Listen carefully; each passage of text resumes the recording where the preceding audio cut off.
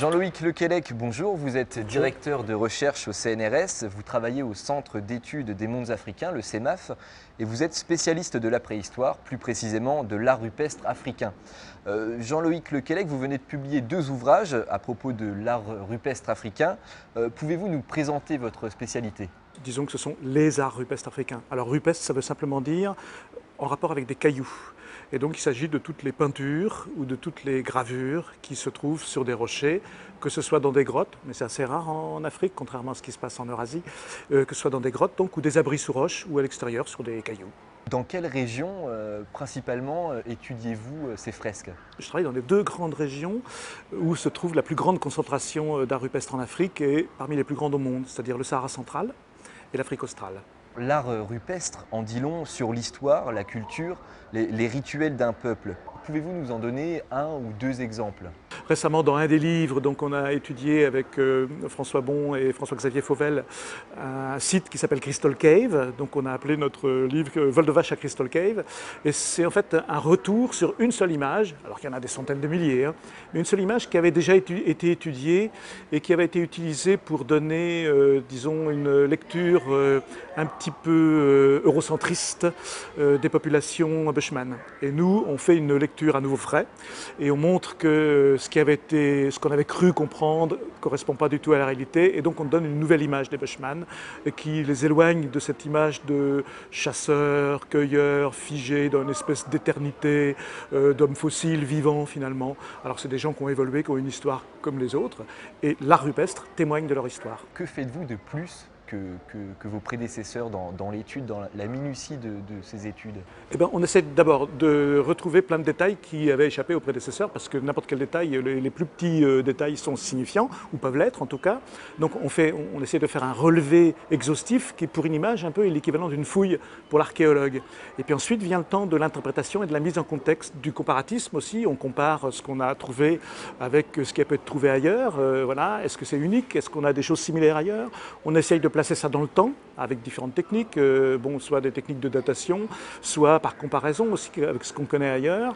Et en fait, le but de tout ça, en utilisant tout ce qu'on peut utiliser comme moyen, c'est de replacer une image dans son contexte à la fois spatial et temporel. Parce qu'une image qui flotte en l'air comme ça, elle peut être très belle, elle peut être très riche d'informations, mais si on ne peut pas les placer dans le temps, si on ne peut pas les associer à une culture, eh bien, ce n'est pas très utile pour un historien finalement. Mais les arts rupestres sont aussi un art qui permet non seulement d'étudier l'évolution des peuples, mais aussi de décrypter les grands mythes, notamment celui de la Dame Blanche, dont vous parlez dans votre livre intitulé « La Dame Blanche et l'Atlantide ».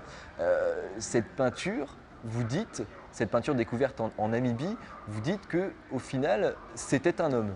Il y a un grand préhistorien français qui s'appelle l'abbé Breuil qui a eu un peu la prétention de la redécouvrir et qui a fantasmé sur cette image, qui a fait un livre et des tas d'articles en expliquant que c'était une dame, une jeune fille même, blanche, probablement issue d'une grande civilisation du genre égyptien, sumérien, phénicien et qui serait venue dans l'Afrique australe, jusque dans l'Afrique australe, fonder une espèce de colonie blanche en 3000 ans avant notre ère, quelque chose comme ça. Et alors quand on regarde le dossier, on s'aperçoit très vite que la fameuse jeune fille blanche, surnommée donc la Dame Blanche, elle a un magnifique pénis qui se voit gros comme vraiment on le voit, quoi, il n'y a pas de problème. Bon. Et c'est pas du tout une dame, en plus elle n'est pas vraiment blanche du tout. Et donc c'est un fantasme, c'est vraiment une projection des préconceptions de l'abbé Breuil et de l'époque, parce qu'on est au moment de la naissance de l'apartheid quand même, des préconceptions de l'époque, c'est-à-dire c'était merveilleux si l'archéologie pouvait confirmer une présence blanche en pleine Afrique noire si longtemps avant notre ère. Qu'est-ce que ça voulait dire ? Ça voulait dire que pour les colons qui venaient coloniser partout en Afrique... Les conséquences politiques donc. Mais bien sûr, c'était complètement intégré dans le contexte politique. Il était à ce moment-là légitime de dire, écoutez, peut-être que nous sommes blancs, peut-être que nous arrivons en Afrique noire, mais nous revenons simplement chez nous. Et c'est intéressant de voir avec le recul ce genre d'histoire, parce qu'on voit bien comment une seule image, mal interprétée, a servi à la fois de support à un espèce de fantasme, et en même temps montre combien la science, à une époque, est complètement, finalement, engluée dans un contexte politique. Quand on fait de la science, on ne fait pas que de la science. Et cette revue de la préhistoire, ces corrections que vous apportez justement à l'archéologie, c'est grâce à l'évolution, aux évolutions technologiques par exemple, des outils que vous utilisez aujourd'hui? Notamment, mais c'est aussi l'évolution du regard. C'est quand même un effort pour se déprendre de sa propre culture et aussi un effort pour recontextualiser les œuvres. Alors, les techniques aident à recontextualiser les œuvres, bien entendu. Si on peut mettre une date grâce au carbone 14 sur une peinture, c'est merveilleux et on ne peut pas faire mieux. Hein, bon.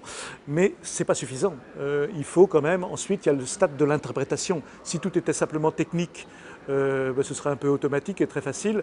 Malheureusement, on voit tous les jours que ce n'est pas simplement technique, que comme il s'agit d'histoire, il y a quand même un discours à tenir sur ces choses-là.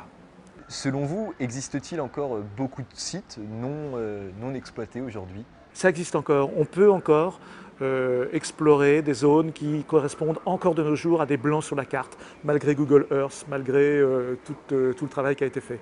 Et là, il y a des surprises à avoir encore. Jean-Loïc Lequellec, merci beaucoup. De rien. Le dernier numéro de la saison est terminé, merci de l'avoir suivi. Rendez-vous le vendredi 6 août pour un numéro spécial consacré à la Nuit des Étoiles. D'ici là, l'actualité scientifique continue sur le site de la rédaction Science Actualité. Très bon été à tous.